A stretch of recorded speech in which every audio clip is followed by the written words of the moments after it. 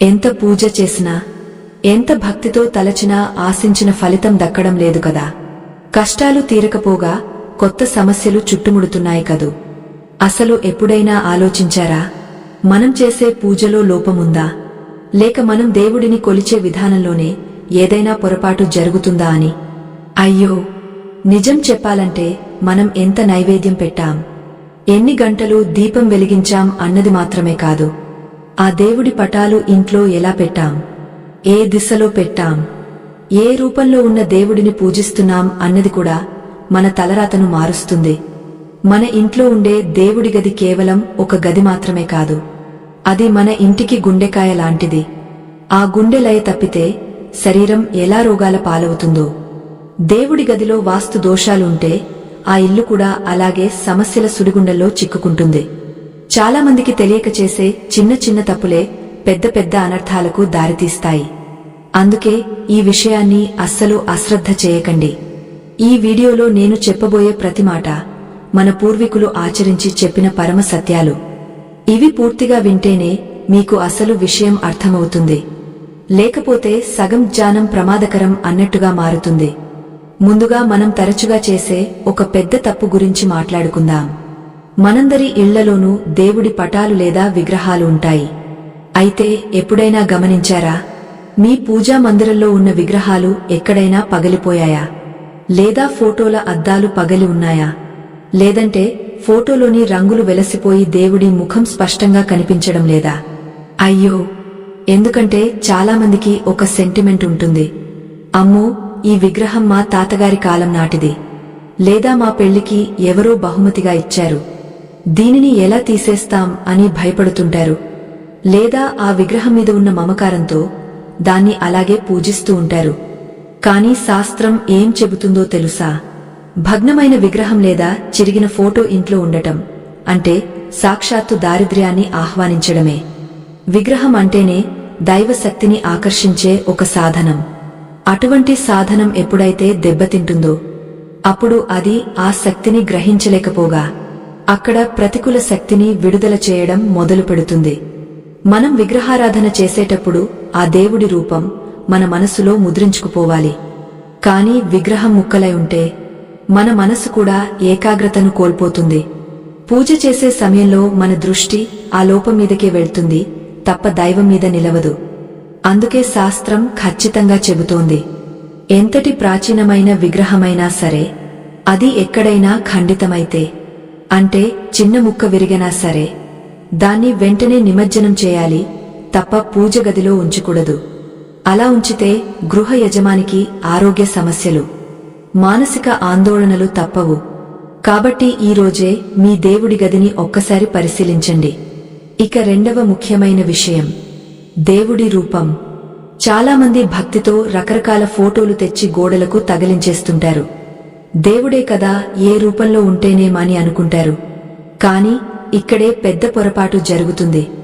దేవాలయాల్లో ఉండే విగ్రహాలకు, ఇంట్లో మనం పెట్టుకునే పటాలకు చాలా తేడా ఉంటుంది.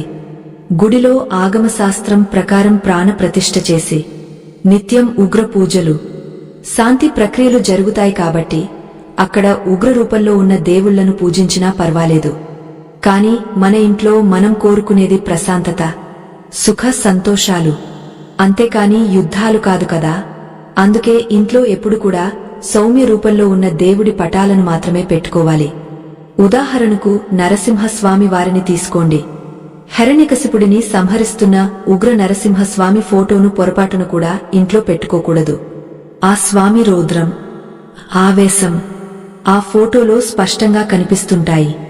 అటువంటి ఫోటో ఇంట్లో ఉంటే ఆ ఇంట్లో ఉండేవారి మధ్య కూడా తెలియకుండానే ఆవేశాలు, గొడవలు, అకారణమైన కోపాలు పెరుగుతాయి. భార్యాభర్తల మధ్య సఖ్యత లోపిస్తుంది. పిల్లలు మొండిగా తయారవుతారు. మరి నరసింహస్వామిని పూజించకూడదా అని మీకు సందేహం రావచ్చు. తప్పకుండా పూజించవచ్చు. కాని లక్ష్మీ నరసింహస్వామిగా అమ్మవారితో కలిసి శాంతించి ఉన్న ఫోటోను లేదా యోగ ముద్రలో ఉన్న యోగ నరసింహస్వామి ఫోటోను మాత్రమే పూజ గదిలో ఉంచాలి. అప్పుడే ఆ స్వామి అనుగ్రహం మనకు శాంతిని, ఐశ్వర్యాన్ని ఇస్తుంది. అలాగే అమ్మవారి విషయానికి వస్తే మహిషాసుర మర్దినిగా రాక్షసుడిని చంపుతున్న దుర్గాదేవి ఫోటోలు, లేదా నోటి నుండి రక్తం కారుతున్న కాళికా దేవి ఉగ్రరూపాలు. శ్మశాన కాళిక రూపాలు ఇంట్లో అస్సలు ఉండకూడదు. అమ్మవారంటేనే కరుణామయి. ఆమెను లలితాదేవిగా, రాజరాజేశ్వరిగా లేదా అన్నపూర్ణాదేవిగా చిరునవ్వుతో ప్రసన్న వదనంతో ఉన్న రూపంలోనే ఆరాధించాలి. ఎందుకంటే మనం రోజు మొదలుపెట్టేది దేవుడి గదిలోనే. ఉదయాన్నే లేచి ఆ గదిలోకి వెళ్లగానే మనకు కనిపించే దేవుడి రూపం మన మనసును ఆహ్లాదపరచాలి, ధైర్యాన్ని నింపాలి. అంతేకాని భయాన్ని లేదా ఆవేశాన్ని కలిగించకూడదు. చూసారా, చిన్న విషయమే అనిపిస్తుంది కాని దీని వెనుక ఎంత పెద్ద అర్థం దాగ ఉందో. మన మనస్తత్వం మీద ఈ పటాలు ఎంత ప్రభావం చూపిస్తాయో. ఇక మరొక ముఖ్యమైన విషయమేంటంటే, ఒకే దేవుడి విగ్రహాలు ఎన్ని ఉండాలి? చాలామంది ఇంట్లో చూస్తే వినాయకుడి విగ్రహాలు 10, 15 ఉంటాయి. ఒక్కో గదిలో ఒక్కోటి, లేదా షోకేస్ నిండా వినాయకులే ఉంటారు. ఇది సరైన పద్ధతేనా? అసలు శాస్త్రం దీని గురించి ఏమంటోంది? ఒకే దేవుడి విగ్రహాలు 2 కంటే ఎక్కువ ఉంటే ఏమవుతుంది? ఈ విషయం తెలిస్తే నిజంగా ఆశ్చర్యపోతారు. అలాగే శివలింగం ఇంట్లో పెట్టుకోవచ్చా? పెట్టుకుంటే నియమాలు ఏంటి? ఇలాంటి సందేహాలు చాలామందికి ఉంటాయి. శివుడు అభిషేక ప్రియుడు కదా, మరి ఇంట్లో శివలింగం పెడితే నిత్యం అభిషేకం చేయాలా?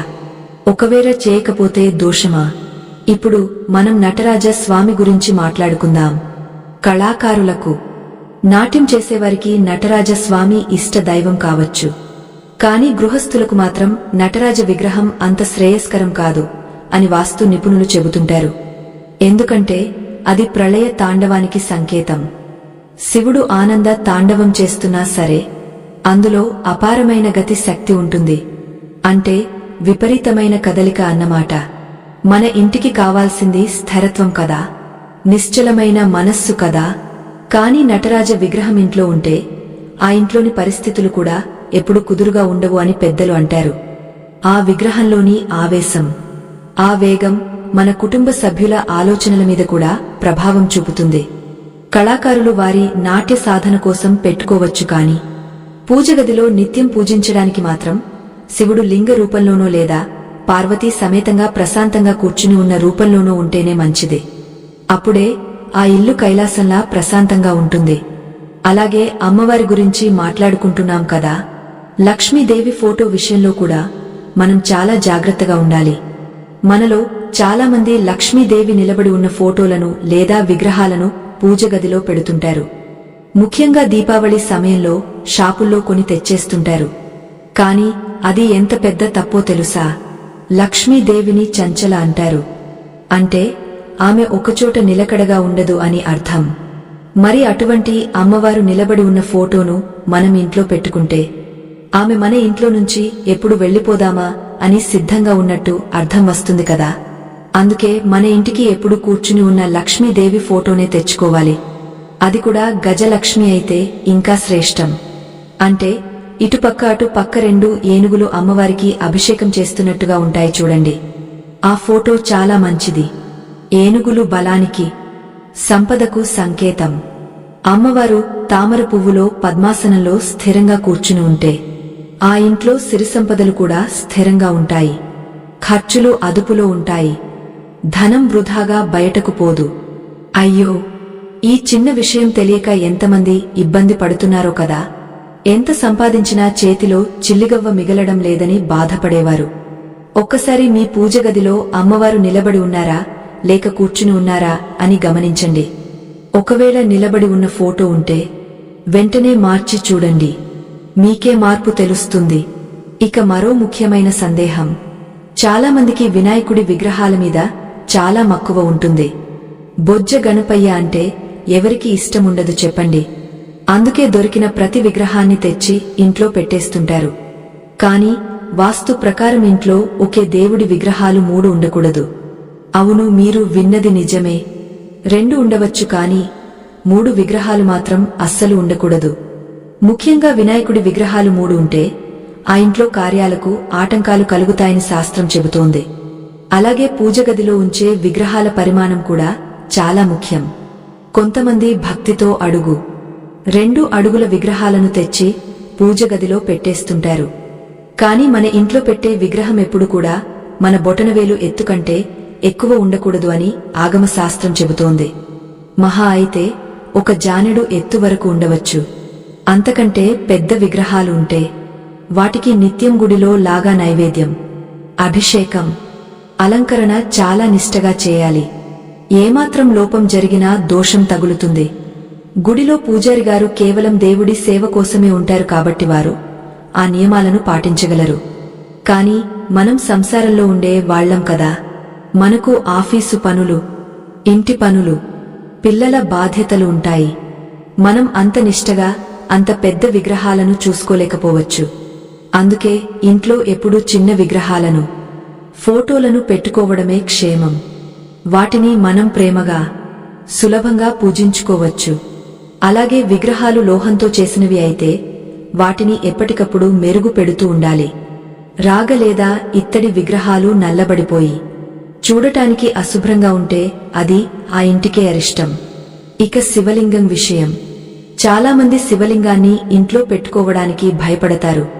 కాని చిన్న స్ఫటికలింగం లేదా బాణలింగం ఇంట్లో ఉండటం చాలా మంచిది. అయితే ఇక్కడ ఒక షరతు ఉంది.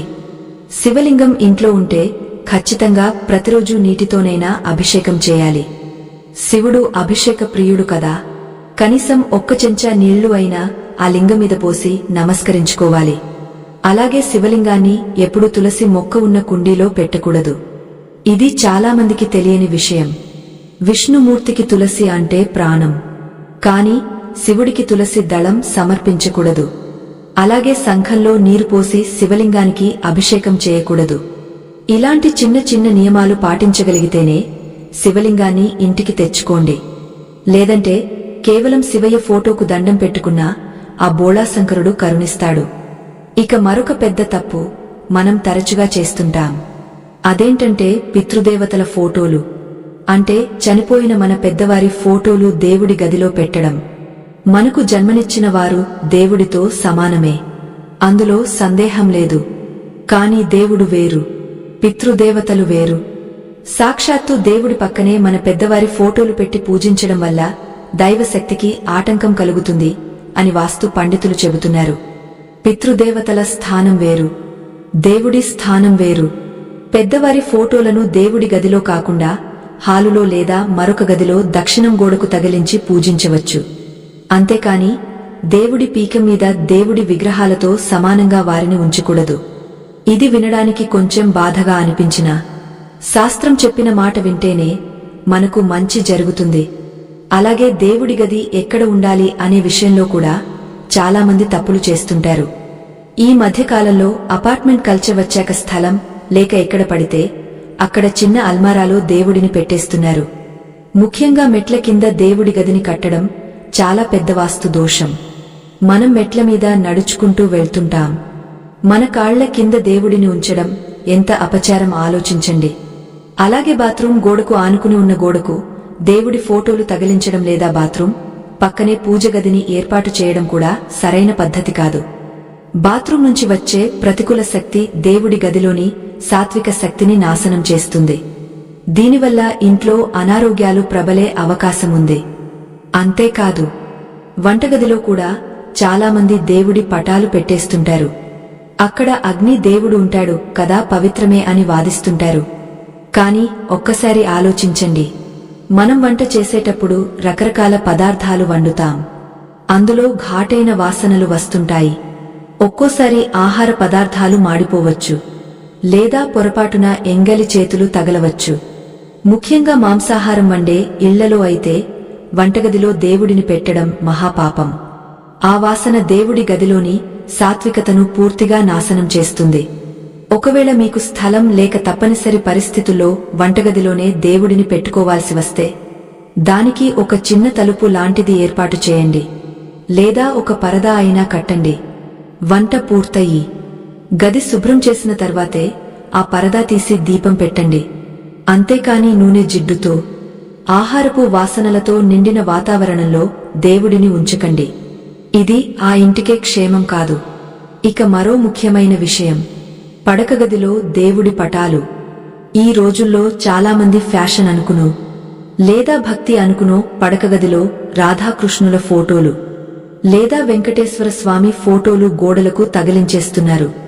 కాని దంపతులు నివసించే గదిలో దేవుడి పటాలు ఉండటం వాస్తు రీత్యా మరియు ఆధ్యాత్మిక రీత్యా కూడా మంచిది కాదు. పడకగది అనేది విశ్రాంతికి, దాంపత్య సుఖానికి సంబంధించిన ప్రదేశం. అక్కడ రజోగుణం, తమో గుణం ఎక్కువగా ఉంటాయి. కాని దేవుడు సత్వగుణానికి ప్రతీక. మనం నిద్రపోయేటప్పుడు మన కాళ్ళు దేవుడి వైపు వెళ్లే ప్రమాదముంటుంది. అది తెలిసి చేసినా తెలియక చేసినా దోషమే కదా. అంతేకాకుండా భార్యాభర్తల ఏకాంత సమయాల్లో దైవ పటాలు అక్కడ ఉండటం వల్ల మనసులో ఒక రకమైన అపరాధ భావం కలుగుతుంది. అది వారి దాంపత్య జీవితం మీద కూడా ప్రభావం చూపిస్తుంది.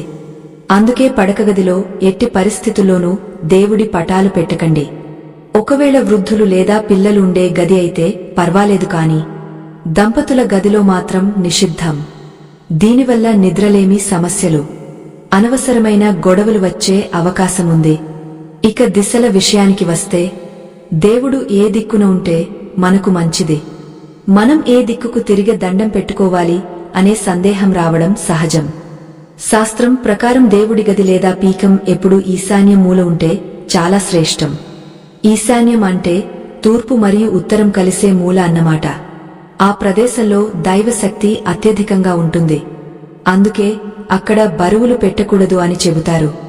కేవలం దేవుడి విగ్రహాలు, నీళ్ల కలశం లాంటి తేలికపాటి వస్తువులు మాత్రమే అక్కడ ఉండాలి. మనం పూజ చేసేటప్పుడు మన ముఖం ఎప్పుడూ తూర్పు వైపు లేదా ఉత్తరం వైపు ఉండేలా చూసుకోవాలి. అంటే దేవుడి పటాలు పడమర గోడకు లేదా దక్షిణం గోడకు ఆనుకుని ఉండాలన్నమాట. అప్పుడే మనం దేవుడికి అభిముఖంగా ఉంటాం. తూర్పు దిక్కున సూర్య భగవానుడు ఉదయిస్తాడు. ఆ దిక్కున జ్ఞానం, తేజస్సు ఉంటాయి.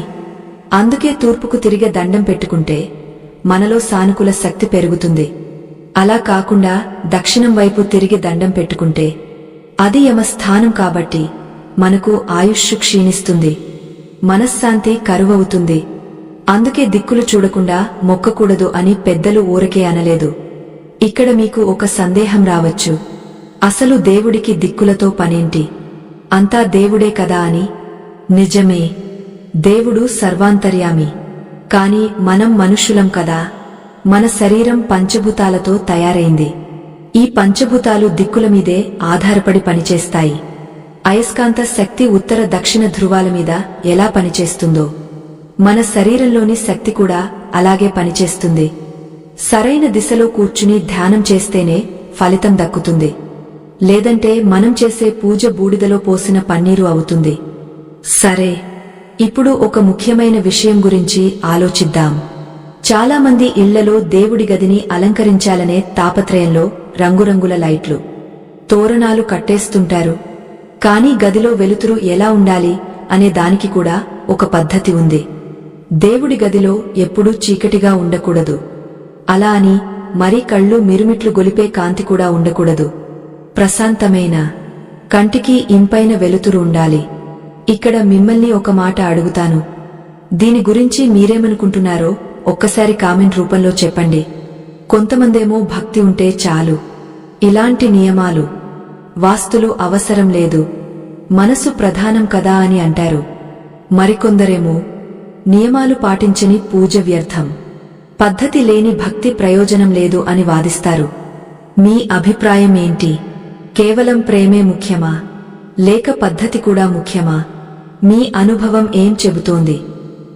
ఎందుకంటే మనం ఎంత ప్రేమగా అన్నం వండినా అది వడ్డించే పాత్ర శుభ్రంగా లేకపోతే తినలేం కదా. అలాగే భక్తికి కూడా పద్ధతి అనే పాత్ర అవసరం అని నా ఉద్దేశం. సరే, ఇక తర్వాతి విషయానికి వెళ్దాం. విగ్రహాల అమరిక. ఏ దేవుడి పక్కన ఏ దేవుడు ఉండాలి? ఇది చాలా సున్నితమైన విషయం. మనకు గుడిలో చూస్తే శివాలయంలో శివుడు మధ్యలో ఉంటాడు, విష్ణులయంలో విష్ణువు మధ్యలో ఉంటాడు. కాని మన ఇంట్లో అన్ని రకాల దేవుళ్ళు ఒకే చోట ఉంటారు. అప్పుడు ఎవరిని ఎక్కడ పెట్టాలి? సాధారణంగా దేవుడి పీఠానికి ఎడమవైపున అమ్మవారి స్వరూపాలు, కుడివైపున పురుష దైవాల స్వరూపాలు ఉంచడం మంచిది. అంటే లక్ష్మీదేవి, పార్వతీదేవి, సరస్వతీదేవి వంటి అమ్మవార్లను ఎడమవైపు ఉంచాలి. వినాయకుడు, శివుడు, రాముడు, కృష్ణుడు వంటి స్వామివార్లను కుడివైపు ఉంచాలి. ఇది శివ పార్వతుల అర్ధనారీశ్వర తత్వాన్ని సూచిస్తుంది. అంతేకాదు, వినాయకుడిని ఎప్పుడూ అందరికంటే ముందు, అంటే మనం చూసేటప్పుడు మనకు ఎడమవైపున మొదట్లో ఉండేలా చూసుకోవాలి. ఎందుకంటే ప్రథమ పూజ ఆయనకే కదా. ఆయన అనుగ్రహం లేనిదే ఏ పూజ ముందుకు సాగదు. అలాగే హనుమంతుడిని రాముడి పాదాల దగ్గర లేదా రాముడి పక్కన వినయంగా ఉన్న ఫోటోను మాత్రమే పెట్టాలి.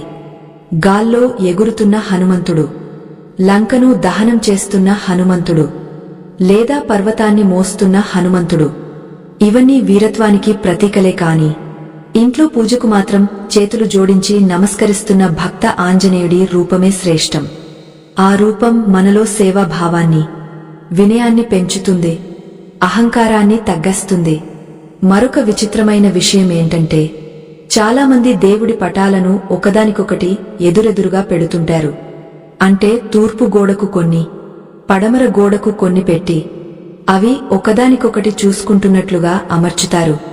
ఇది చాలా ప్రమాదకరం. దేవుళ్ల చూపులు ఒకరిమీద ఒకరు పడకూడదు. వారి చూపు ఎప్పుడూ మనమీద, అంటే పూజ చేసే భక్తుడి మీద పడాలి. ఎదురెదురుగా ఉంటే ఆ శక్తుల మధ్య ఘర్షణ వాతావరణం ఏర్పడుతుంది అని వాస్తుశాస్త్రం హెచ్చరిస్తోంది. అందుకే ఎప్పుడు కూడా దేవుళ్ల పటాలు అన్నీ ఒకే వైపు చూస్తున్నట్లుగా ఉండాలి తప్ప ఒకదాని ముఖం మరొకటి చూస్తున్నట్లు ఉండకూడదు. ఉదాహరణకు రాముడు, కృష్ణుడు, వెంకటేశ్వర స్వామి, ఇలా అందరూ మన వైపు చూస్తున్నట్లే ఉండాలి. అప్పుడే ఆ శక్తులన్నీ కలిసి మన ఇంటిని రక్షిస్తాయి. అన్నీ ఒకే వరుసలోగాని లేదా మెట్లలాంటి అమరికలోగాని ఉండాలి తప్ప ఒక దేవుడికి వీపు చూపిస్తూ మరో దేవుడిని పెట్టడం మహాపాపం. ఇది మనకు తెలియకుండానే ఇంట్లో విభేదాలను సృష్టిస్తుంది. ఇక మనందరి ఇళ్లలో తరచుగా కనిపించే మరో విషయం గురించి మాట్లాడుకుందాం. అదే గురువుల ఫోటోలు. సాయి బాబా, రాఘవేంద్ర స్వామి, షిరిడీ సాయి, దత్తాత్రేయుడు, ఇలాంటి గురువుల పట్ల మనకు ఎంతో భక్తి ఉంటుంది. దేవుడి కంటే ఎక్కువగా వారిని నమ్ముతాం. తప్పులేదు. గురువే సాక్షాత్తు దైవమని మన పెద్దలు చెప్పారు. కాని పూజగదిలో అమరిక విషయానికి వస్తే సాక్షాత్తు దేవుడి విగ్రహం లేదా పటం కంటే గురువు పటం ఎత్తులో ఉండకూడదు. ఎందుకంటే గురువు దేవుడిని చేరే మార్గం చూపిస్తాడు. ఆ దైవత్వానికి మనం తల వంచాలి. ఆ దైవశక్తిని మనకు పరిచయం చేసినవాడు గురువు. అందుకే గురువుల ఫోటోలను దేవుడి పటాలకు కాస్త కింద లేదా పక్కన ప్రత్యేకంగా ఒక చిన్న పీక మీద పెట్టడం మంచిదే. అంతేకాని విష్ణువు లేదా శివుడి తలమీద ఉండేలా గురువుల ఫోటోలు తగిలించకూడదు. ఇది ఆచారానికి విరుద్ధం. దేవుడి విగ్రహాల పాదాల దగ్గర గురువులు ఉండేలా చూసుకుంటే ఆ వినయం మనలో కూడా కలుగుతుంది. మనం ఎంత ఎదిగినా ఒదిగి ఉండాలనే సందేశం అది మనకు ఇస్తుంది. ఇక మరో ముఖ్యమైన విషయం, మనం దేవుడికి ఎంతో ఇష్టంగా పూల దండలు వేస్తాం, రకరకాల పువ్వులతో అలంకరిస్తాం. కాని ఆ పువ్వులు వాడిపోయాక, ఎండిపోయాక కూడా అలాగే ఉంచేస్తుంటాం. వారానికి ఒకసారి శుభ్రం చేద్దాంలే అని బద్ధకిస్తుంటాం. ఇది ఎంత పెద్ద అనర్థమో తెలుసా? వాడిపోయిన పువ్వులు, ఎండిపోయిన ఆకులు శవంతో సమానం అని శాస్త్రం చెబుతోంది. వాటిలో జీవకళ ఉండదు, ప్రాణశక్తి ఉండదు. నిర్జీవమైన వస్తువులు దేవుడి దగ్గర ఉంటే అక్కడ ప్రతికూల శక్తి, అంటే చెడు ప్రభావం తయారవుతుంది. నిత్యం దేవుడి గదిలో కళకళలాడే తాజా పువ్వులే ఉండాలి. పూజ అయిపోయిన మరుసటి రోజు ఉదయాన్నే ఆ నిర్మాల్యాన్ని, అంటే వాడిన పూలను తీసేయాలి. లేదంటే ఆ ఎండిన పువ్వుల నుండి వచ్చే వాసన, ఆ దృశ్యం మనసులో నిరాశను కలిగస్తాయి. దేవుడి గదిలోకి వెళ్లగానే మనకు ఒక రకమైన ఉత్సాహం రావాలి. అంతే తప్ప ఏదో వదిలించుకున్నట్టుగా ఉండకూడదు. అయ్యో, పువ్వులు తీయడం మర్చిపోయానే అని బాధపడే కంటే పూజ చేసే ముందే పాతవి తీసేసి కొత్తవి పెట్టడం అలవాటు చేసుకోండి. అలాగే ఫోటోల మీద దుమ్ము, ఇది చాలా ఇళ్లలో గమనించి ఉంటారు. దేవుడి ఫోటో అద్దాల మీద ఎంత దుమ్ము పేరుకుపోతుందంటే లోపల ఉన్న దేవుడి కళ్ళు కూడా సరిగా కనిపించవు. మనం అద్దం చూసుకున్నప్పుడు మన ముఖం మీద చిన్న మరక ఉంటేనే తట్టుకోలేం కదా. వెంటనే తుడుచుకుంటాం. మరి సాక్షాత్తు లోకాలను పాలించే దేవుడి ముఖం మీద దుమ్ము ఉంటే ఎలా ఊరుకుంటాం? అది మన నిర్లక్ష్యానికి నిదర్శనం. దేవుడి పటాలను ఎప్పటికప్పుడు మెత్తటి బట్టతో తుడవాలి. అద్దాలు తళతళలాడుతూ ఉంటేనే ఆ తేజస్సు మన ఇంటిమీద పడుతుంది. బూజు పట్టిన దేవుడి గది దరిద్రానికి ఆహ్వానం పలికినట్లే. లక్ష్మీదేవి శుభ్రతను కోరుకుంటుంది. ఎక్కడ పరిశుభ్రత ఉంటుందో అక్కడే ఆమె కాలు మోపుతుంది. దుమ్ము ధూళి ఉన్న చోట జ్యేష్ఠ దేవి తిష్ట వేస్తుంది. అంటే దరిద్ర దేవత అన్నమాట. అందుకే వారం వారం కాకుండా వీలైనంత వరకు రోజు విడిచి రోజు అయినా దేవుడి పటాలను శుభ్రం చేసుకోండి. మీ ఇల్లు కూడా అంతే శుభ్రంగా మారుతుంది. ఇంకో చిన్న తప్పు, దీపం వెలిగించగానే ఆ అగ్గపుల్లను అక్కడే పడేస్తుంటారు. లేదా అగరబత్తుల బూడిద అక్కడే రాలిపోతుంటుంది. కర్పూరం హారతి ఇచ్చిన మసి అక్కడే ఉంటుంది. ఇవన్నీ చిన్న చిన్న విషయాలే కావచ్చు కాని ఇవే మన ఇంటి వాస్తును దెబ్బతీస్తాయి. కాలిన అగ్గపుల్లలు, బూడిద ఇవన్నీ శని గ్రహానికి సంబంధించినవి. దేవుడి గది గురు గ్రహానికి, సూర్యుడికి సంబంధించిన పవిత్ర స్థానం. అక్కడ శని ప్రభావముంటే పనులు ఆలస్యమవుతాయి, అనుకున్నవి జరగవు, పిల్లల చదువుల్లో ఆటంకాలు వస్తాయి. కాబట్టి దీపం వెలిగించగానే అగ్గపుల్లను చెత్తబుట్టలో వేయండి. బూడిదను ఎప్పటికప్పుడు తీసేయండి. దేవుడి గది ఎంత స్వచ్ఛంగా ఉంటే మన మనస్సు అంత నిర్మలంగా ఉంటుంది. అలాగే పగలిన దీపపు కుందులు, విరిగిన గంటలు, చినగపోయిన ఫోటోలు ఇవన్నీ వెంటనే తీసేయాలి. కొంతమంది సెంటిమెంట్తో పగలిన కుందులోనే దీపం పెడుతుంటారు. నూనె కారిపోతున్నా పట్టించుకోరు. అది చాలా తప్పు. దోషమున్న వస్తువుతో పూజ చేస్తే దోషమే వస్తుంది తప్ప పుణ్యం రాదు. దేవుడికి సమర్పించేది ఏదైనా శ్రేష్టంగా ఉండాలి. అప్పుడే మన జీవితం కూడా శ్రేష్టంగా మారుతుంది. ఇక జంతువుల ఫోటోల గురించి ఒక మాట. ఈ మధ్యకాలంలో చాలామంది వాస్తు దోషాలు పోతాయని ఏనుగు బొమ్మలు, తాబేలు బొమ్మలు, గుర్రాల ఫోటోలు దేవుడి గదిలో పెడుతున్నారు. అయితే కామధేనువు అంటే ఆవు మరియు దూడ ఉన్న ఫోటో లేదా విగ్రహం దేవుడి గదిలో ఉండటం చాలా మంచిది. గోమాతలో సకల దేవతలుంటారు కాబట్టి అది శుభప్రదం. అలాగే గజరాజు అంటే ఏనుగు కూడా లక్ష్మీ స్వరూపమే. కాని క్రూర మృగాల బొమ్మలు అంటే సింహాలు, పులులు, వేటాడుతున్న జంతువుల బొమ్మలు దేవుడి గదిలో అస్సలు ఉండకూడదు. అవి మనలో సాత్విక గుణాన్ని తగ్గించి రాజసిక గుణాన్ని అంటే ఆవేశాన్ని పెంచుతాయి. శాంతంగా ఉన్న ఆవు ఫోటో మనసును ఎంత కుదుటపరుస్తుందో, గాండ్రిస్తున్న పులి ఫోటో మనసును అంత కలవరపెడుతుంది. అందుకే క్రూర జంతువుల బొమ్మలు మనకు వద్దు. సరే, ఇప్పుడు చాలామంది నన్ను అడిగే ఇంకొక ముఖ్యమైన ప్రశ్న ఏంటంటే, పాతబడిన దేవుడి పటాలు, విరిగిపోయిన విగ్రహాలు ఏం చేయాలి? అయ్యో, ఈ విషయం తలచుకుంటేనే గుండె బరువెక్కుతుంది. చాలామంది ఏం చేస్తారంటే పాత ఫోటోలు తీసుకెళ్లి ఏదో ఒక చెట్టు కింద పడేస్తుంటారు, లేదా గుడి బయట గోడల మీద పెట్టేస్తుంటారు. అది ఎంత పెద్ద పాపమో తెలుసా? మనం ఇన్ని రోజులు పూజించిన దేవుడిని, కష్టాల్లో మొక్కుకున్న దైవాన్ని తీసుకెళ్లి అలా అనాథలా రోడ్డు పక్కన పడేస్తామా? ఆ ఫోటోల మీద దుమ్ము పడుతుంది, కుక్కలు, పిల్లులు తాకుతాయి, మనుషుల కాళ్ళు తగులుతాయి. ఆ పాపం ఎవరికి చుట్టుకుంటుంది చెప్పండి? ఖచ్చితంగా ఆ ఫోటోను అక్కడ పెట్టిన మనకే కదా. అందుకే దయచేసి ఎప్పుడూ అలా చేయకండి. మరి ఏం చేయాలి అని అడుగుతారా? దేవుడి పటాలు ఒకవేళ చినిగిపోతే లేదా రంగు వెలసిపోతే వాటిని గౌరవంగా నిమజ్జనం చేయాలి. మట్టి విగ్రహాలు అయితే ప్రవహించే నీటిలో లేదా బావిలో కలిపేయవచ్చు. కానీ లామినేషన్ చేసిన ఫోటోలు లేదా లోహపు విగ్రహాలు అయితే ఎవరూ తొక్కని ప్రదేశంలో, అంటే మన పెరట్లోనో లేదా ఏదైనా తోటలోనో ఒక గొయ్యి తీసి అందులో పాతిపెట్టాలి. అప్పుడే ఆ దైవ శక్తి భూమిలో కలుస్తుంది తప్ప అపచారం జరగదు. ఈ సందర్భంగా ఒక చిన్న మాట. మా బృందం సనాతన ధర్మం కోసం, మన ఆచారాల వెనుక ఉన్న పరమార్థాన్ని అందరికీ చేరవేసేందుకు పడుతున్న శ్రమకు మీ వంతు మద్దతుగా ఇక్కడ కనిపిస్తున్న స్కానర్ ద్వారా సహాయం అందించగలరు. ఇది కేవలం విరాళం కాదు, ధర్మరక్షణలో మీ భాగస్వామ్యం. ఇక మళ్లీ మన కథలోకి వస్తే మరొక పెద్ద పొరపాటు గురించి చెప్పుకోవాలి. అదే కుల దైవం ఫోటో. అవును, చాలామంది ఇళ్లలో వెంకటేశ్వర స్వామి ఉంటారు, సాయి బాబా ఉంటారు, వినాయకుడు ఉంటారు. కాని ఆ ఇంటికి సంబంధించిన కుల దైవం ఫోటో మాత్రముండదు. ఇది ఎంత పెద్ద లోపమో తెలుసా? కుల దైవం అంటే మన వంశాన్ని కాపాడే మూల శక్తి. మిగతా దేవుళ్ళు మనకు వరాలు ఇస్తారేమో కాని కష్టాలు వచ్చినప్పుడు ముందుగా ఆదుకునేదే. మన పిలుపు వినకపోయినా పలికేది కుల దైవమే. ఉదాహరణకు ఒకరికి నరసింహస్వామి కుల దైవం అనుకోండి. వారు ఆ స్వామి ఫోటో పెట్టకుండా ఎన్ని వ్రతాలు చేసినా ఫలితం శూన్యం. ఎందుకంటే ఇంటికి పెద్ద దిక్కు లాంటి కుల దైవాన్ని విస్మరించి బయట దేవుళ్లను పూజిస్తే లాభముండదు. కుల దైవం అనుమతి లేనిదే ఏ దేవత కూడా మన ఇంటికి రాలేదు అని పెద్దలు చెబుతుంటారు.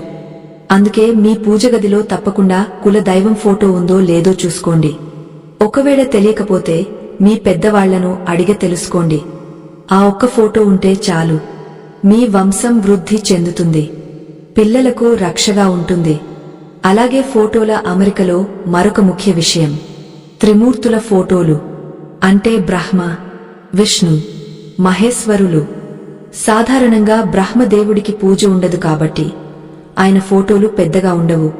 కాని విష్ణువు మరియు శివుడి ఫోటోలు పెట్టేటప్పుడు ఒక చిన్న నియమం పాటించాలి. హరిహరులు ఇద్దరు సమానమే అని మనకు తెలుసు.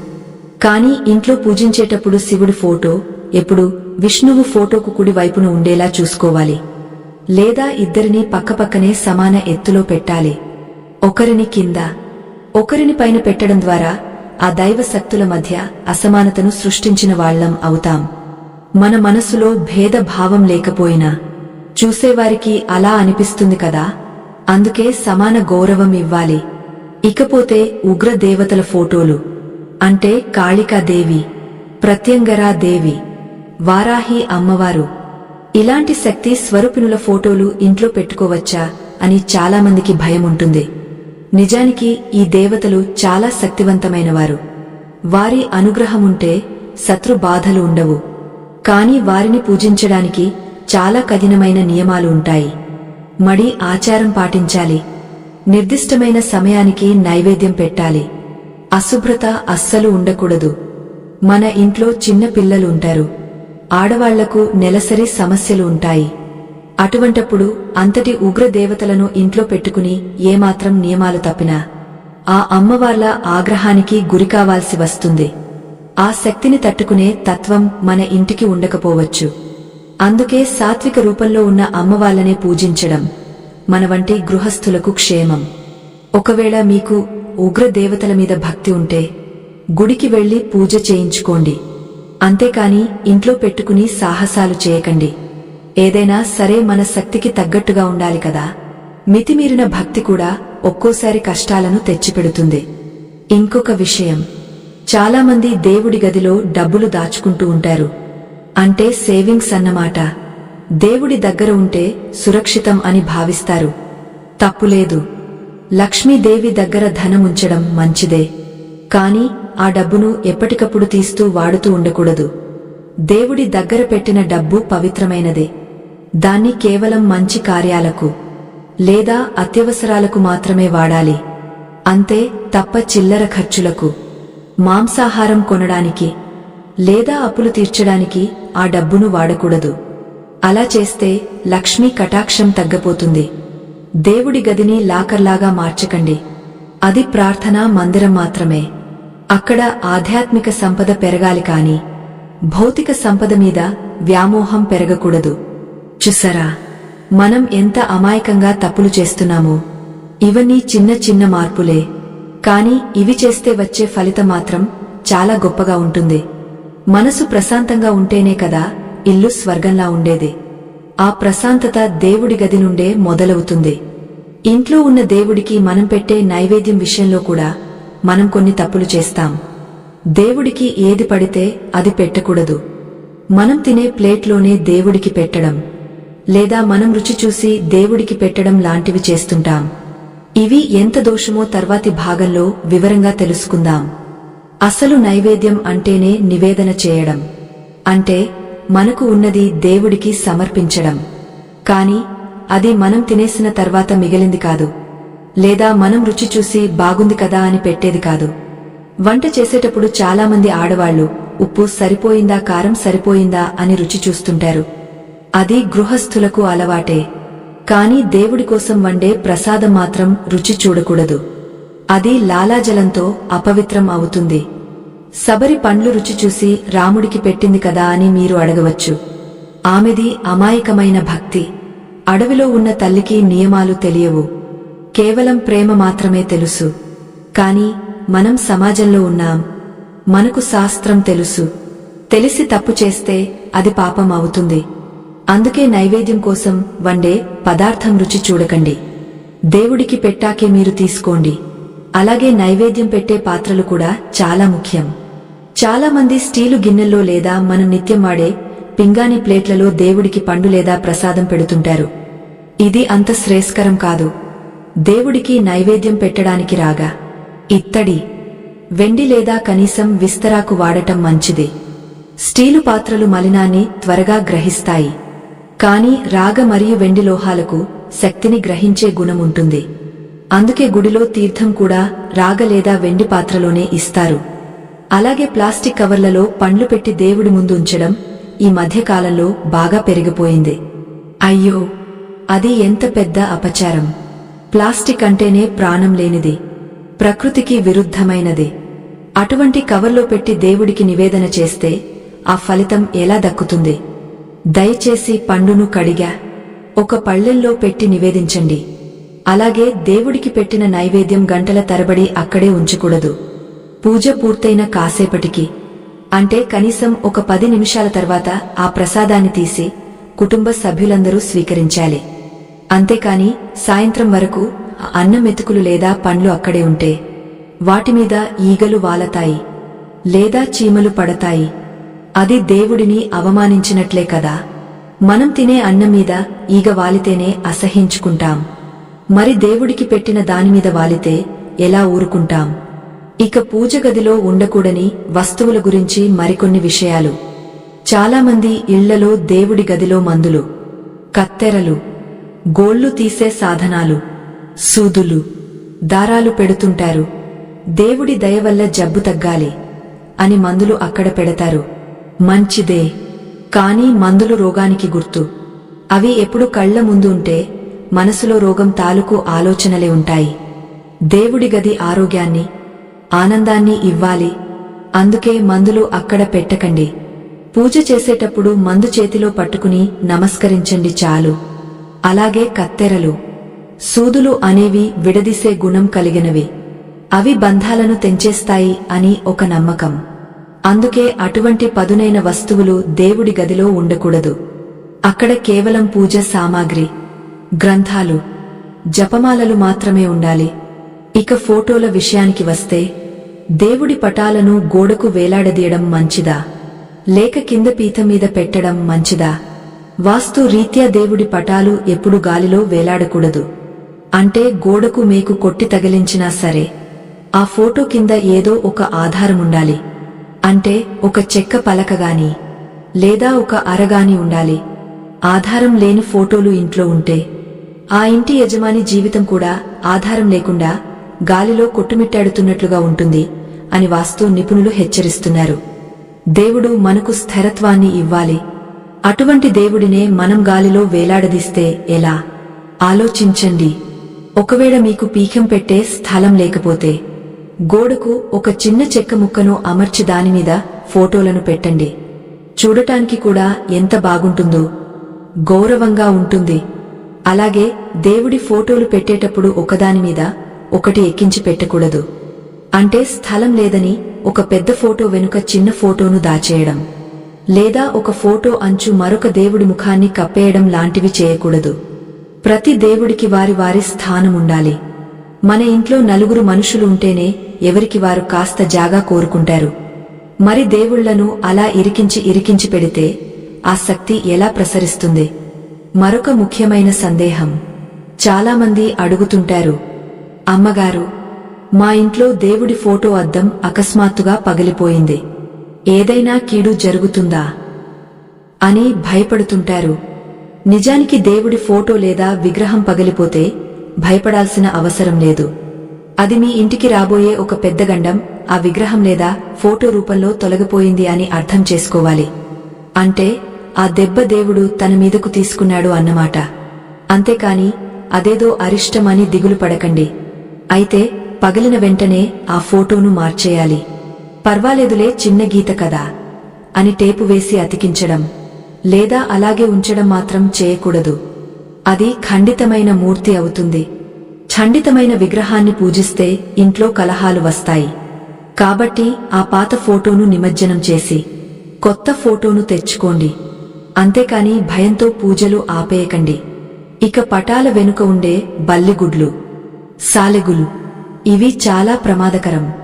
మనం పైకి చూడటానికి ఫోటో బాగుంటుంది కాని ఆ ఫోటో వెనుక గోడకు సాలెగూళ్లు కట్టి ఉంటాయి, బల్లులు గుడ్లు పెట్టి ఉంటాయి. ఇవి రాహు కేతు దోషాలకు నిలయాలు.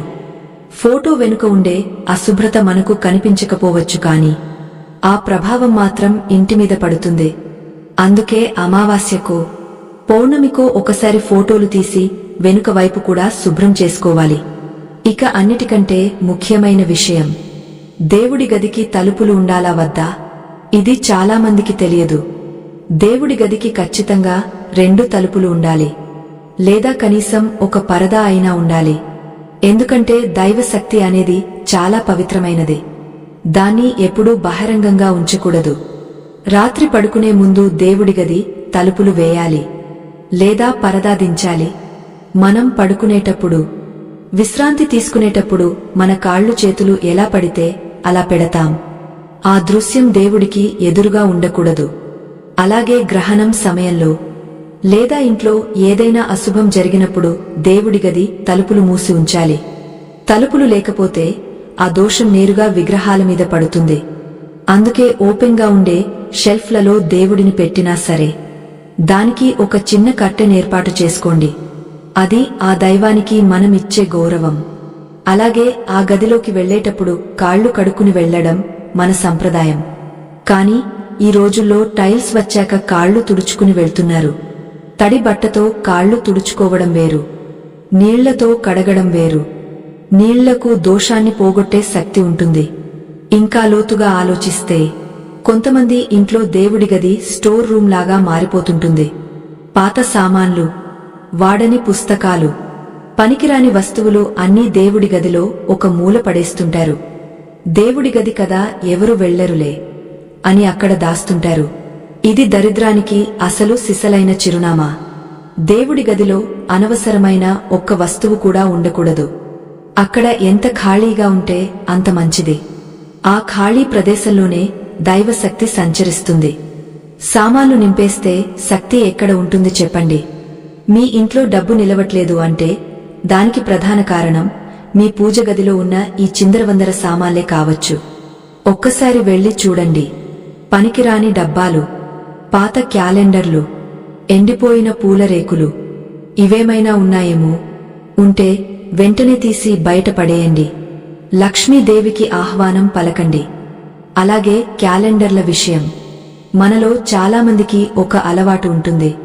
కొత్త సంవత్సరం రాగానే కొత్త క్యాలెండర్ తెస్తాం కాని పాత క్యాలెండర్లో దేవుడి ఫోటో బాగుంది కదా అని దాన్ని తీయకుండా దానిమీదనే కొత్తది తగిలిస్తుంటాం. లేదా పాతవి బీరువాల్లోనూ దేవుడి గదిలోనూ ఒక మూల భద్రపరుస్తుంటాం. ఇది ఎంత పెద్ద పొరపాటో తెలుసా? కాలం ఎప్పుడూ ముందుకు వెళ్ళాలి. గడిచిపోయిన కాలాన్ని సూచించే పాత క్యాలెండర్లు ఇంట్లో ఉంటే మన అభివృద్ధి కూడా అలాగే ఆగపోతుంది. పాత జ్ఞాపకాలు, పాత కష్టాలు మనల్ని వదిలి వెళ్ళవు. మీకు ఆ ఫోటో అంతగా నచ్చితే ఆ క్యాలెండర్లోని దేవుడి చిత్రాన్ని మాత్రమే కత్తిరించి ఫ్రేమ్ కట్టించుకోండి. అంతేకాని తేదీలు, వారాలు ఉన్న కాగితాలను మాత్రం ఇంట్లో ఉంచుకోకండి. అది దారిద్ర్యం. కాలం గడిచిపోయినట్లే మన ఇంట్లోని పాత సమస్యలు కూడా గడిచిపోవాలి అంటే పాత క్యాలెండర్లను ఎప్పటికప్పుడు తీసేయాలి. ఇక దీపారాధన విషయం, దేవుడి గదిలో ప్రాణం ఆ దీపమే. కాని ఆ దీపం పెట్టే విధానంలో మనం చేసే తప్పులే మన కొంప ముంచుతున్నాయి. చాలామంది ఏదో ఒక నూనె పోసి ఒక వత్తి వేసి వెలిగించేస్తుంటారు. కాని శాస్త్రం ఏం చెబుతోందంటే ఏకవత్తి దీపం అంటే ఒకే ఒక వత్తి వేసి వెలిగించడం కేవలం అశుభ కార్యాలకు మాత్రమే చేస్తారు. దేవుడి ముందు ఎప్పుడు కూడా 2 వత్తులు కలిపి ఒక వత్తిగా చేసి వెలిగించాలి, లేదా 3 వత్తులు వేయాలి. 2 వత్తులు భార్యాభర్తల అన్యోన్యతకు, జీవాత్మ పరమాత్మల కలయికకు సంకేతం. ఒంటరి వత్తి వెలిగస్తే ఇంట్లో ఒంటరితనం మిగులుతుంది. అలాగే నూనె విషయం. మార్కెట్లో దొరికే రకరకాల నూనెలు వాడకండి. నువ్వుల నూనె అంటే తిలల నూనె శని దోషాలను పోగొడుతుంది. ఆవు నెయ్యి లక్ష్మీ కటాక్షాన్ని, ఆరోగ్యాన్ని ఇస్తుంది. కొబ్బరి నూనె గణపతి అనుగ్రహాన్ని ఇస్తుంది. కానీ వేరుశనగ నూనె, పామాయిల్, రిఫైన్డ్ ఆయిల్ లాంటివి దీపారాధనకు అస్సలు వాడకూడదు. అవి కేవలం వంటకు మాత్రమే. వాటితో దీపం పెడితే ఇంట్లో అప్పులు పెరుగుతాయి, ఆర్థిక ఇబ్బందులు చుట్టుముడతాయి. అలాగే ఒక దీపంతో మరొక దీపాన్ని వెలిగించడం, ఇది చాలా ఇళ్లలో చూస్తుంటాం. ఒక ప్రమిద వెలిగించి దాన్ని తీసుకెళ్లి 2వ ప్రమిదకు అంటించి వెలిగిస్తుంటారు. అయ్యో, అలా ఎప్పుడూ చేయకండి. దీపం నుండి దీపం నేరుగా వెలిగేస్తే ఆ ఇంట్లో అన్నదమ్ముల మధ్య, అక్కచెల్లెళ్ల మధ్య గొడవలు వస్తాయి. ఒకరి అభివృద్ధిని మరొకరు ఓర్చుకోలేరు. ఎప్పుడు కూడా అగ్గపుల్లతో లేదా ఏక హారతితోనే 2వ దీపాన్ని వెలిగించాలి, లేదా అగరుబత్తితో వెలిగించాలి. అంతేకాని దీపాన్ని దీపంతో తాకించకూడదు. ఇది చాలా చిన్న విషయం అనుకుంటాం, కానీ దీని ప్రభావం కుటుంబ సంబంధాల మీద చాలా తీవ్రంగా ఉంటుంది. ఇక గంట విషయం. పూజ గదిలో గంట ఎందుకు ఉంటుంది అనుకున్నారు? కేవలం శబ్దం కోసమేనా? కాదు. గంట మోగించినప్పుడు వచ్చే ఆ ఓంకార నాదం మన మనసులోని చెడు ఆలోచనలను, గదిలోని ప్రతికూల శక్తులను పారదోలుతుంది. కాని కొంతమంది ఇళ్లలో గంట ఉంటుంది, కాని లోపల నాలుక ఉండదు. అంటే మోగించినా శబ్దం రాదు, లేదా విరిగపోయి ఉంటుంది. అటువంటి మూగ గంటలు ఇంట్లో ఉంటే ఆ యజమాని మాట ఎవరు వినరు. ఇంట్లో ఎంత చెప్పినా గోడకు చెప్పినట్టే ఉంటుంది. పిల్లలు చెప్పిన మాట వినరు. భర్త భార్య మాట లెక్క చేయరు. అందుకే గంట ఎప్పుడూ గణగణ మోగేలా ఉండాలి.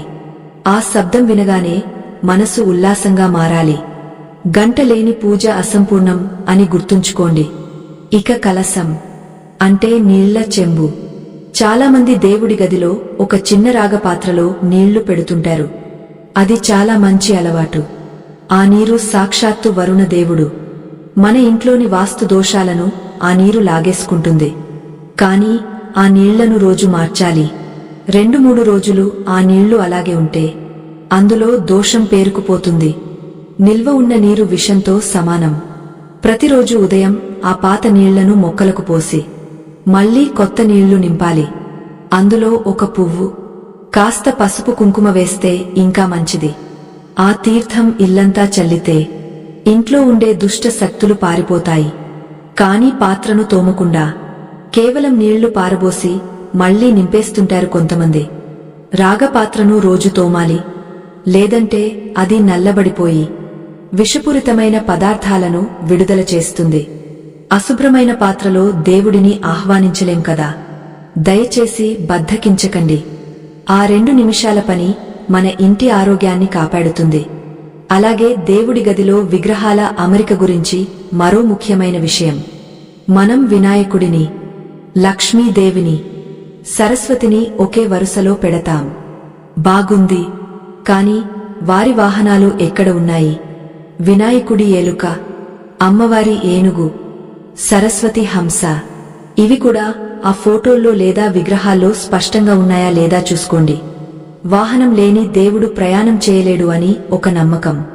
అంటే ఆ దేవుడి అనుగ్రహం మన వరకు రావడానికి ఆలస్యం అవుతుంది అన్నమాట. అందుకే ఫోటోలు కొనేటప్పుడు కేవలం ముఖం మాత్రమే కాకుండా వారి వాహనాలు, ఆయుధాలు కూడా ఉండేలా చూసుకోవాలి. అప్పుడే ఆ దేవుడి సంపూర్ణ స్వరూపం మన ఇంట్లో ఉన్నట్లు. ఇక అగరబత్తుల పొగ. దేవుడి గదిలో సువాసన ఉండాలి నిజమే, కాని మరీ ఊపిరాడనంత పొగ పెట్టకూడదు. ముఖ్యంగా కృత్రిమమైన సెంటు వాసనలు వచ్చే అగరబత్తులు వాడకండి. సహజమైన సాంబ్రాణి, గుగ్గలం, కర్పూరం వాసనలు దేవుడికి ఇష్టం. ఈ మధ్యకాలంలో వచ్చే కొన్ని రసాయనాలతో చేసిన అగరబత్తులు మన ఆరోగ్యానికే కాదు, దేవుడి గదిలోని సాత్వికతకు కూడా మంచివి కావు. ఆ ఘాటైన వాసన మనసును ప్రశాంతంగా ఉంచనివ్వదు, తలనొప్పిని తెచ్చిపెడుతుంది. పూజ గదిలో మనం కోరుకునేది ప్రశాంతత, ఉద్వేగం కాదు. అలాగే కర్పూర హారతి ఇచ్చేటప్పుడు ఆ హారతి పళ్ళెం కింద పడకుండా జాగ్రత్తపడాలి. హారతి ఇస్తుండగా ఆరిపోకూడదు. ఇవి అపశకునాలు. అందుకే హారతి కర్పూరం నాణ్యమైనది వాడండి. ముందే వెలిగించి చూసుకోండి. హారతి ఇచ్చేటప్పుడు కుడి చేతితో గంట మోగస్తూ ఎడమ చేతితో హారతి ఇవ్వకూడదు. కుడి చేతితోనే హారతి ఇవ్వాలి, ఎడమ చేతితో గంట మోగించాలి. ఇది చాలామంది తికమక పడుతుంటారు. దేవుడికి కుడి చేతితోనే ఉపచారాలు చేయాలి. ఎడమ చేయి శరీర శుభ్రతకు వాడతాం కాబట్టి పూజలో ఎడమ చేతి వాడకం వీలైనంత తక్కువగా ఉండాలి.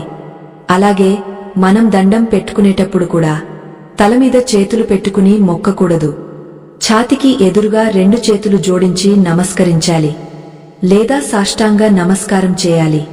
ఆడవాళ్లు అయితే మోకాళ్ల మీద వంగ నమస్కరించాలి. అంతే తప్ప తల వెనక చేతులు పెట్టుకోవడం లేదా ఒక్క చేతితో దండం పెట్టడం చేయకూడదు. అది అహంకారానికి గుర్తు. దేవుడి ముందు మనం ఎంత చిన్నవాళ్లమో మన చేష్టల్లో కూడా అది కనిపించాలి. వినయమే భక్తికి మొదటి మెట్టు. మనం ఎంత వంగితే అంత ఎదుగుతాం. దేవుడి ముందు తల వంచితే సమాజంలో తల ఎత్తుకుని బతికేలా ఆ దేవుడే చేస్తాడు. ఇక చివరిగా దేవుడి గదిలో మనం కూర్చునే ఆసనం. ఇది చాలా ముఖ్యం. నేలమీద కూర్చుని పూజ చేయకూడదు. ఏదో ఒక ఆసనం అంటే చాపగాని, పీటగాని లేదా ఒక వస్త్రంగాని వేసుకుని కూర్చోవాలి. ఎందుకంటే మనం పూజ చేసేటప్పుడు మనలో పుట్టే శక్తి నేరుగా భూమిలోకి వెళ్లిపోతుంది. మధ్యలో ఆసనముంటే ఆ శక్తి మన శరీరంలోనే నిక్షిప్తమవుతుంది. దర్భాసనం లేదా పట్టు వస్త్రం చాలా శ్రేష్టం. అలాగే కంబళి లేదా నలుపు రంగు బట్టలు కూడా పూజలో ఆసనంగా వాడకూడదు. నలుపు రంగు శని ప్రభావం కదా. మనం దేవుడి దగ్గర కూర్చున్నప్పుడు మనసులో చీకటి ఉండకూడదు. అలాగే మన శరీరం మీద ఉండే బట్టలు కూడా శుభ్రంగా ఉండాలి. చిరిగిన బట్టలు, మాసిపోయిన బట్టలు వేసుకుని దేవుడి గదిలోకి వెళ్తే ఆ దారిద్ర్యం మనకే అంటుకుంటుంది. దేవుడి ముందు మనం ఎంత గౌరవంగా ఉంటే దేవుడు మనకు అంత గౌరవాన్ని ఇస్తాడు. ముఖ్యంగా ఆడవాళ్లు జుట్టు విరబోసుకుని పూజ చేయకూడదు. ఇది చాలా ఇళ్లలో చూస్తుంటాం. తల స్నానం చేశాం కదా అని జుట్టు ఆరబెట్టుకుంటూ దేవుడి గదిలో దీపం పెడుతుంటారు. అయ్యో, అది ఎంత పెద్ద అపచారం. జుట్టు విరబోసుకుని ఉంటే జ్యేష్ఠాదేవిని ఆహ్వానించినట్లే. సాక్షాత్తు లక్ష్మీదేవి జుట్టు ముడివేసుకున్న స్త్రీకి మాత్రమే వశమవుతుంది. పూజ చేసే ఆ కాసేపు అయినా జుట్టు ముడివేసుకోండి, లేదా క్లిప్పు పెట్టుకోండి. అలాగే నుదుటిన బొట్టు లేకుండా దేవుడి గదిలోకి వెళ్లకూడదు. బొట్టు అనేది మన ఆజ్ఞా చక్రాన్ని కాపాడుతుంది. అది లేకపోతే మనలోని శక్తి వృధాగా పోతుంది. మగవారైనా సరే, ఆడవారైనా సరే దేవుడి ముందు నిలబడేటప్పుడు నుదుటిన తిలకం లేదా విభూతి తప్పనిసరిగా ఉండాలి. ఇక ప్రదక్షిణల విషయం. దేవుడి గది చిన్నగా ఉంటుంది కదా, ప్రదక్షిణలు ఎలా చేస్తాం అని అడుగుతారు. గది చుట్టూ తిరగలేకపోయినా పర్వాలేదు, కనీసం మీ చుట్టూ మీరు ఆత్మ ప్రదక్షిణ అయినా చేసుకోవాలి. అంటే కుడివైపుగా 3 సార్లు గుండ్రంగా తిరగాలి.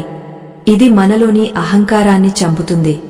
మనం తిరిగేటప్పుడు భూమి తిరుగుతున్నట్లు, గ్రహాలు తిరుగుతున్నట్లు ఒక భావన మనసులో కలగాలి.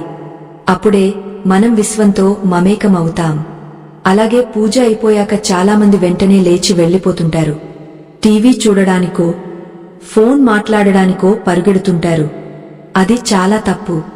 పూజ పూర్తయ్యాక కనీసం 2 నిమిషాలు ప్రశాంతంగా దేవుడి ముందు కూర్చోవాలి. కళ్ళు మూసుకుని ఆ దైవ రూపాన్ని మనసులో తలచుకోవాలి. అప్పుడే మనం చేసిన పూజ తాలూకు శక్తి మన శరీరంలోకి, మన మనసులోకి ఇంకుతుంది. వెంటనే లౌకిక విషయాల్లోకి వెళ్లిపోతే ఆ ప్రశాంతత గాలిలో కలిసిపోతుంది. గుడిలో కూడా దేవుడి దర్శనం అయ్యాక కాసేపు మెట్ల మీద కూర్చుంటాం కదా, ఇంటి దేవుడి దగ్గర కూడా అలాగే కాసేపు మౌనంగా కూర్చోవడం అలవాటు చేసుకోండి. ఆ 2 నిమిషాల మౌనం మీ రోజంతా మిమ్మల్ని కాపాడుతుంది. ఇక మరొక ముఖ్యమైన విషయం, సంధ్యాదీపం. ఉదయం పూజ చేయడం కుదరకపోయినా పర్వాలేదు కాని సాయంత్రం వేళ సంధ్యా సమయంలో దీపం పెట్టడం మాత్రం మానకూడదు. సూర్యుడు అస్తమించే సమయం, చంద్రుడు ఉదయించే సమయం చాలా శక్తివంతమైనదే. ఆ సమయంలో ఇంట్లో దీపం వెలుగుతూ ఉంటే లక్ష్మీదేవి ఆ వెలుగు చూసి ఇంటికి వస్తుంది. చీకటిగా ఉన్న ఇంట్లోకి దరిద్ర దేవత ప్రవేశిస్తుంది. కనీసం దేవుడి గదిలో ఒక చిన్న దీపం, తులసి కోట దగ్గర ఒక దీపం వెలిగించండి. ఆ వెలుగు మీ ఇంటికి రక్షణ కవచంలా మారుతుంది. ఎన్ని కష్టాలు ఉన్నా ఆ దీపం వెలుగులో అవి కరిగిపోతాయి. దీపం పెట్టేటప్పుడు దీపం జ్యోతి పరబ్రహ్మ అని ఒకసారి మనసులో అనుకోండి చాలు. ఆ వెలుగులో ఉన్న దైవత్వాన్ని గుర్తించండి. చివరగా ఒక్క మాట, ఇన్ని నియమాలు చెప్పాను కదా అని భయపడకండి. దేవుడు మన శత్రువు కాదు, మన తండ్రి, మన తల్లి, మన క్షేమం కోరేవాడు. మనం చేసే చిన్న చిన్న తప్పులను సరిదిద్దుకుంటే మన జీవితం ఇంకా బాగుంటుంది అని చెప్పడమే నా ఉద్దేశం. ఒకవేళ తెలియక ఇన్నాళ్లు తప్పులు చేసి ఉంటే దేవుడి ముందు ఒకసారి క్షమాపణ కోరుకోండి. తెలియక చేశాను తండ్రి, ఇకపై జాగ్రత్తగా ఉంటాను అని ఒక్క మాట మనస్ఫూర్తిగా అనుకోండి. దేవుడు కరుణామయుడు, క్షమిస్తాడు. కానీ తెలిసి తప్పు చేయడం మాత్రం అహంకారం. అది మన పతనానికి దారితీస్తుంది. మన ఇల్లు దేవాలయంలా మారాలి అంటే మన దేవుడి గది పవిత్రంగా ఉండాలి. మన మనసు నిర్మలంగా ఉండాలి. ఎంత పెద్ద బంగళా ఉన్నా అందులో దేవుడికి స్థానం లేకపోతే అది కేవలం రాళ్ల కుప్పే. కాని ఒక చిన్న గుడిసెలో అయినా భక్తితో దేవుడికి ఒక మూల కేటాయిస్తే అది వైకుంఠంతో సమానం. మీ దేవుడి గదిలో ఈ చిన్న మార్పులు చేసి చూడండి. పగలిన ఫోటోలు తీసేయండి. దేవుళ్లను సరైన దిశలో పెట్టండి. శుభ్రత పాటించండి. నిష్కగా దీపం పెట్టండి. వారం రోజుల్లోనే మీ ఇంట్లో ఎలాంటి మార్పు వస్తుందో మీకే తెలుస్తుంది. గొడవలు తగ్గుతాయి, మనశ్శాంతి దొరుకుతుంది, పిల్లల చదువుల్లో పురోగతి కనిపిస్తుంది, అనారోగ్యాలు మాయమవుతాయి. ఇవన్నీ నేను చెప్పిన మాటలు కాదు, మన ఋషులు, మన పెద్దలు అనుభవించి చెప్పిన సత్యాలు. నమ్మకంతో ఆచరించండి. ఫలితం ఖచ్చితంగా ఉంటుంది. దేవుడికి కావలసింది మీ ఆస్తిపాస్తులు కాదు. పత్రం, పుష్పం, ఫలం, తోయం అంటే ఆకు, పువ్వు, పండు, నీరు ఏది ఇచ్చినా భక్తితో ఇస్తే చాలు. ఆయన సంతోషిస్తాడు. ఆ భక్తిలో స్వచ్ఛత ఉండాలి. ఆ స్వచ్ఛత మన దేవుడి గదిలో కనిపించాలి. ఈ వీడియోలో చెప్పిన విషయాలు మీకు నిజంగా ఉపయోగపడతాయని నమ్ముతున్నాను.